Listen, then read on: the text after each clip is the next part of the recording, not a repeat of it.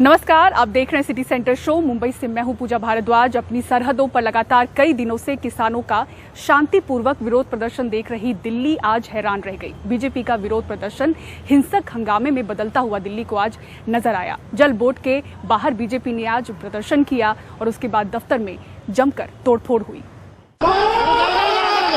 भारत माता की जय के नारों के साथ एक भीड़ गुरुवार दोपहर दिल्ली जल बोर्ड मुख्यालय में घुसी।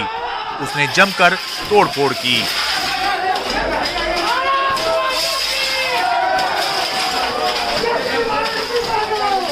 केजरीवाल इस्तीफा दो के नारे भी लग रहे थे, जबकि गले में बीजेपी के पटके और हाथ में बीजेपी के विरोध प्रदर्शन वाली तख्ती भी थी। दरअसल गुरुवार दोपहर बीजेपी ने दिल्ली जल बोर्ड मुख्यालय पर कथित टैंकर घोटाले के विरोध में प्रदर्शन का आयोजन किया। प्रदर्शन के दौरान बीजेपी के नेता और कार्यकर्ता जल बोर्ड दफ्तर में घुस आए।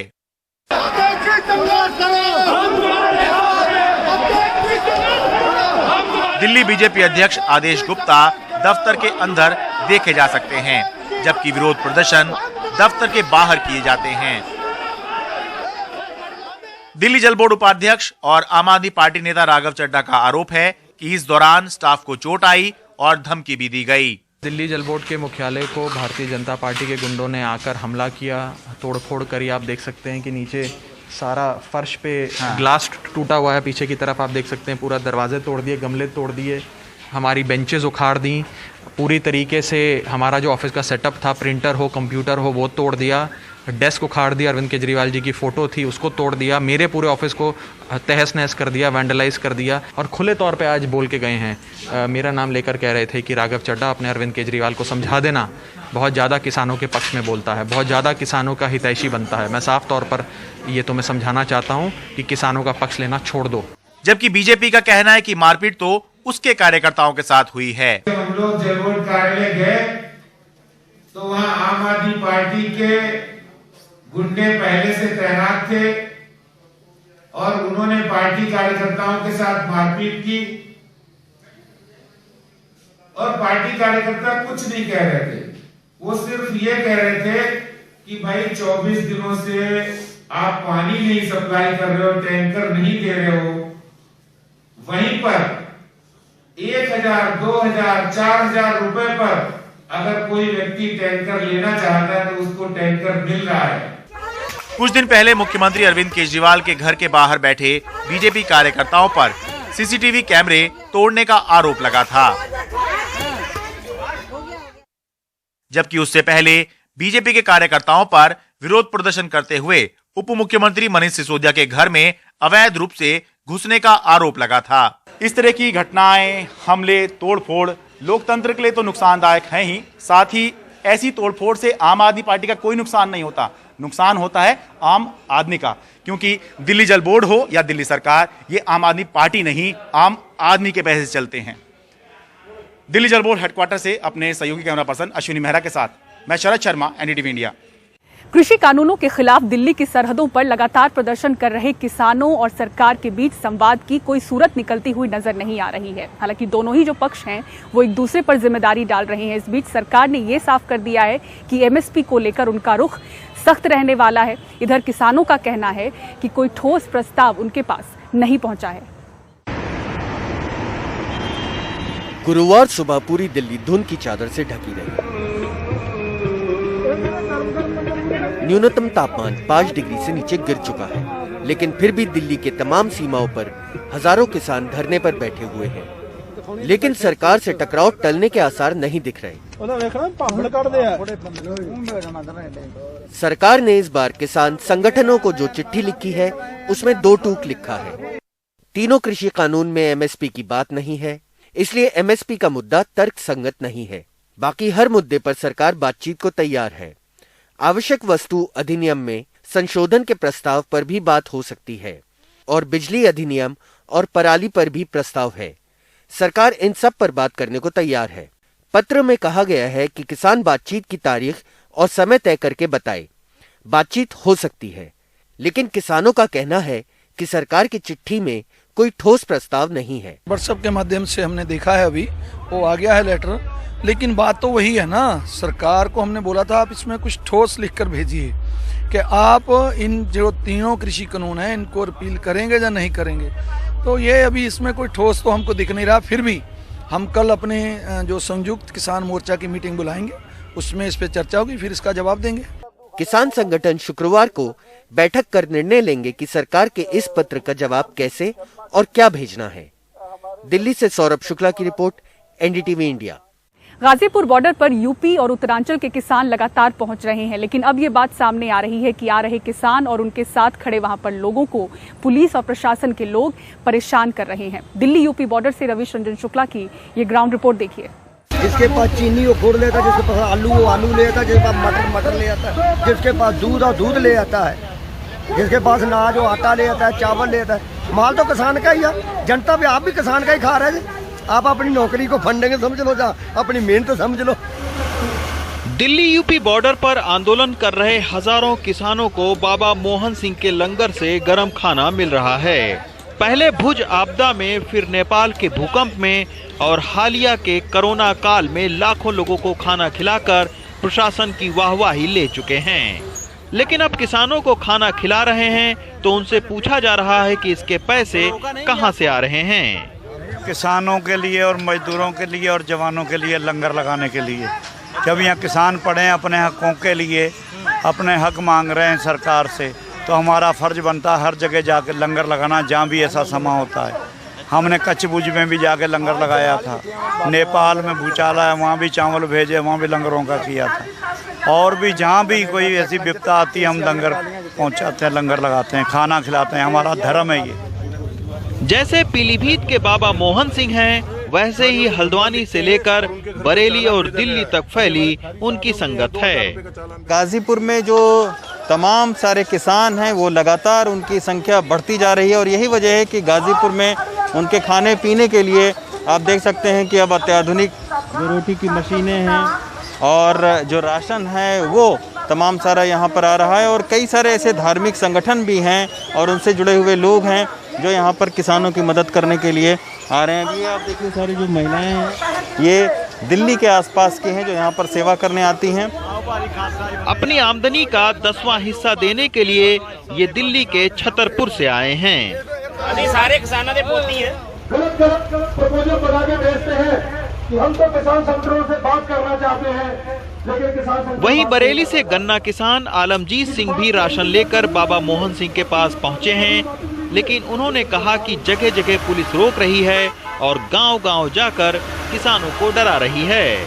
उत्तर प्रदेश सरकार योगी आदित्यनाथ जी इसमें इतने भावुक हो जाएंगे कि वो बरेली से चलने वाले लखीमपुर, खीरी, पीलीभीत, अमरिया उन लोगों को रामपुर पे आकर और इधर यूपी उत्तराखंड बॉर्डर पे जो है बिलासपुर से यहाँ पर आकर इतना ज़्यादा जलील कर रहे हैं कि हमें ये नहीं समझ में आ रहा कि सरकार ये क्यों चाहती है, नहीं चाह रही है कि हम वहाँ पर जाएं। भाई ये हम जब सुप्रीम कोर्ट ने कह दिया कि आप अपना जहाँ पर आंदोलन कर सकते हैं, किसान आंदोलन कर सकता है, तो आप क्यों इतने भावुक हो गए हैं। किसान यूनियन भी यही आरोप लगा रही है, लेकिन किसानों के आंदोलन को खुराक मिल रही है और वो फिलहाल झुकने को तैयार नहीं हैं। गाजीपुर बॉर्डर से Ravish Ranjan Shukla, NDTV India. Singhu border पर आंदोलन कर रहे किसानों को आम खास सभी अपनी मदद दे रहे हैं और इसी बीच अमेरिकी बास्केटबॉल लीग एनबीए में चुने गए पहले भारतीय सतनाम सिंह अमेरिका से सिंघू बॉर्डर आकर लंगर में अपनी सेवाएं दे रहे हैं। 7 फुट 5 इंच के इस खिलाड़ी सतनाम का कहना है कि उनके दादा किसान थे और उन्हीं के कहने पर वो अमेरिका से यहाँ आए हैं। हम इस वक्त सिंघू बॉर्डर पर मौजूद हैं, लगातार किसान आंदोलन पर हैं। आज उनका 29वां दिन है और तमाम हमने दिखाया था किस तरीके से जो तमाम कबड्डी प्लेयर हैं यहाँ पर सेवा दे रहे हैं, तमाम जो रेसलर्स हैं, पहलवान हैं, वो यहाँ सेवा दे रहे हैं। और यहाँ पर अब पहुँचे हैं सतनाम सिंह। सतनाम सिंह पहले भारतीय खिलाड़ी हैं जो कि NBA, जो कि नेशनल बास्केटबॉल एसोसिएशन, जो कि अमेरिका और कनाडा के प्लेयर्स यहाँ पर खेलते हैं और जो सबसे बड़ा बास्केटबॉल का टूर्नामेंट होता है, एसोसिएशन है, उसमें पहले सेलेक्ट होने वाले भारतीय हैं। वो यूएस से यहाँ पर आए हैं और यहाँ पर देखेंगे किस तरीके से सेवाएं दे रहे हैं, लंगर में चाय पिला रहे हैं और ये यहाँ पर तमाम जो लोग हैं सेवा के दौरान उनको पकौड़े खिला रहे हैं। तो ये यहाँ पर पहुँचे हैं, इनकी आप कद देख लीजिए, 7 फुट 3 इंच का इनका कद है, उम्र 25 साल है और ये तमाम टीम से NBA नेशनल बास्केटबॉल एसोसिएशन के लिए खेल चुके हैं। सतनाम, आप यहाँ पर आए हैं, क्या भाव लेकर के आए हैं आप? देखो, हम यहाँ पे सिर्फ आए हैं सिर्फ किसानों की मदद करने के लिए, क्योंकि हम पिछले 4-5 महीने 6 महीने से हमारे किसान भाई पंजाब में भी धरना लगा के बैठे हुए थे जो उन्होंने बिल पास किए उनको रद्द करने के लिए, और जहाँ पे बहुत पहले से बढ़ गया है। और हम लोग जहाँ पे दिल्ली में आए हैं तो इसलिए क्योंकि उनकी हम हेल्प कर सकें, जिस चीज़ की उनको ज़रूरत है, या खाने पीने की ज़रूरत है, कहीं आटे की ज़रूरत है, या कोई खाने पीने जैसे कि कोई फूड की ज़रूरत है, तो वो हम गाँव से लेके आए हैं। तो हम जहाँ पे बांटने के सबके साथ हमारे कुछ कबड्डी प्लेयर भी है जिन्होंने हमारे साथ आए, मैं गांव के कोई कबड्डी प्लेयर मेरे साथ आए। सतनाम, आप इंडिया के पहले खिलाड़ी हैं जिनका NBA में सिलेक्शन हुआ है, आपने तमाम टीमों से खेला है, आप अमेरिका में रहते हैं, ज़्यादातर वहीं खेलते हैं, आपको क्यों लगा कि आपको इंडिया आना चाहिए, पंजाब आना चाहिए, पंजाब में आकर इन किसानों के साथ जुड़ना चाहिए? क्योंकि मेरे फादर खुद किसान है, क्योंकि मेरे फादर का किसान है जो सेम टू सेम उनके साथ हो रहा है, इसका मतलब वो किसानों के साथ भी हो, मेरे फादर के साथ भी हो रहा है, मेरे ग्रैंडफादर के साथ भी हो रहा है। तो मैं नहीं चाहता जो आगे ये बात बढ़े, मैं ये चाहता हूँ जितनी जल्दी हो सकता है ये सब कुछ फिनिश हो जाए, क्योंकि ये बहुत ज़रूरत है। क्योंकि आगे क्या मालूम, भगवान ना करे कुछ प्रॉब्लम आ गई, कोई बात बहुत बड़ी बढ़ गई तो बहुत नुकसान हो सकता है। और सिटी सेंटर शो में इसी के साथ वक्त हो चला एक ब्रेक का। ब्रेक के बाद बार्क के पूर्व CEO की गिरफ्तारी।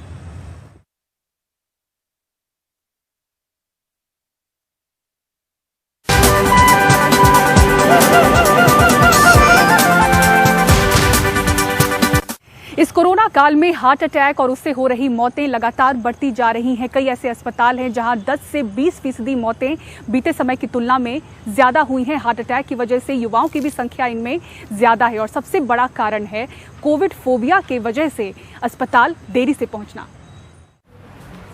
हार्ट अटैक और इससे मौतें बीते 2 महीनों में बढ़ी हैं। सरकारी आंकड़ा आने में वक्त लगेगा, लेकिन कई बड़े अस्पताल बता रहे हैं कि हार्ट अटैक से अचानक हुई मौतों में 15 से 20% की बढ़ोतरी हुई है। वजह कोविड फोबिया के कारण अस्पताल पहुंचने में देरी और सांस की तकलीफ को कोविड से जोड़कर बिना डॉक्टर की सलाह के गलत दवा। मसीना हार्ट इंस्टीट्यूट, SL रहेजा और KJ सोमैया सुपर स्पेशलिटी से जुड़े कार्डियोलॉजिस्ट डॉक्टर नितिन बोटे बताते हैं कि बीते समय की तुलना में हाल के कुछ महीनों से हार्ट अटैक से अचानक मौत के मामले बढ़े हैं। 10 to 20% मॉर्टेलिटी इंक्रीज हुआ है। जो पेशेंट चेस्ट पेन हुआ है इमीडिएटली डॉक्टर के पास जाता है और उसको अगर इलाज मिलता है, जैसे इमरजेंसी एंजियोग्राफी या ICU में ट्रीटमेंट, अगर वही पेशेंट अगर डिलेड पहुंचता है, मतलब मोर देन 12 आवर्स 12 घंटे के बाद पहुंचता है, तो उसमें कॉम्प्लिकेशन जैसे ब्लड प्रेशर कम होना, पेशेंट को वेंट्रिकुलर टैकीकार्डिया आना या तो सडन कार्डियक डेथ होना, वो बढ़ता है। तो ये बढ़ोतरी हुई है। और जो भी पेशेंट पहुंच रहे थे वो ज्यादा सीरियस कंडीशन में आते थे, तो उनको बचाने का ज्यादा चांस डॉक्टर के पास नहीं रहता है। फोर्टिस अस्पताल के इंटरवेंशनल कार्डियोलॉजिस्ट डॉक्टर ब्रजेश कुंवर ने 1 महीने में करीब 15 ऐसे मरीज देखे हैं जो हार्ट अटैक की वजह से मौत के बाद अस्पताल लाए गए। डॉक्टर के मुताबिक 90% हार्ट मरीज फॉलो अप के लिए नहीं आ रहे हैं। 10 से 15 पेशेंट्स ऐसे होंगे जो या तो हमारे पास ब्रॉड डेड आए, लेट प्रेजेंट हुए, they were declared dead either in the emergency or on the way. Right now we are only seeing 10% of our patients, follow-up patients. वो 90% of patients का क्या हुआ, it's yet to know because pandemic अभी भी चल रहा है और बहुत सारे patients अभी भी अपने जो local जगह है या घर से दूर है। So I'll say, if you ask me, I think 90% of my patients are not under my follow-up right now. I don't know where are they और उनके साथ क्या हो रहा है। ग्लोबल अस्पताल के हृदय रोग के वरिष्ठ डॉक्टर प्रवीण कुलकर्णी ने 2 महीनों में करीब 10 हार्ट मरीज खोए हैं। डॉक्टर्स बताते हैं कि अस्पतालों में भर्ती होने से पहले कोविड के टेस्ट से घबराए लोग अपने दिल के सिम्टम छुपा रहे हैं। मेरे पर्सनल एक्सपीरियंस में मैंने 8 या 10 पेशेंट्स इन लास्ट 2-3 महीनों में खो दिया है जो दिल के दौरे के शिकार हुए हैं, लेकिन वो अस्पताल डर से नहीं आए हैं। इसी महीने 2-3 पेशेंट्स ऐसे आए हैं जो इतने कॉम्प्लिकेशंस के साथ अस्पताल में आए कि अस्पताल में आने के बावजूद हम कुछ कर नहीं पाए बिकॉज ऑलरेडी हार्ट की बीमारी के कारण कॉम्प्लिकेशंस काफी एडवांस थे। जितने भी हॉस्पिटल्स हैं उसमें एक प्रोटोकॉल बना हुआ है कि हर पेशेंट्स का कोविड एंटीजन टेस्ट होगा before being labelled as a Covid non Covid. तो वो सारे टेस्ट वगैरह हो रहे हैं, तो लोग उससे डरे हुए हैं। लोग चाहते नहीं है कि उनको लेबल किया जाए कि या उनकी इन्वेस्टिगेट भी किया जाए कि वो कोविड है या नहीं है। तो इस वजह से people do suppress there symptoms of cardiac, और उस वजह से मिस्ड हार्ट अटैक और अंडर ट्रीटेड हार्ट अटैक और you can say silent heart attack काफी बढ़ गए हैं इन सिनारियो में। डॉक्टर्स बताते हैं कि सीने में दर्द की तकलीफ का इंतजार न करें। कोविड काल में हल्की सी सांस की तकलीफ भी अहम संकेत है। लंग्स के बाद सबसे ज्यादा दिल पर वार करने वाला कोरोना बिना सिम्टम दिखाए भी घातक बनता है। हार्ट अटैक के युवा मरीजों की बढ़ती संख्या भी डॉक्टरों की चिंता बढ़ा रही है। मुंबई से पूजा भारद्वाज की रिपोर्ट, एनडीटीवी इंडिया के लिए। और मुंबई में टीआरपी स्कैम के मामले में बार्क के पूर्व सीईओ को गिरफ्तार कर लिया गया है। बार्क के पूर्व सीईओ पार्थो दास गुप्ता गिरफ्तार कर लिए गए हैं। उनकी गिरफ्तारी रायगढ़ से हुई है और शुक्रवार को उन्हें अदालत में पेश किया जाएगा। इससे पहले इस मामले में रिपब्लिक टीवी के सीईओ विकास खनचंदानी गिरफ्तार हुए थे। इस मामले की चार्जशीट में रिपब्लिक टीवी के एडिटर अर्नब गोस्वामी का भी नाम है। और सिटी सेंटर शो में इसी के साथ मुझे दीजिए इजाजत। खबरों के लिए देखते रहें एनडीटीवी इंडिया। नमस्कार।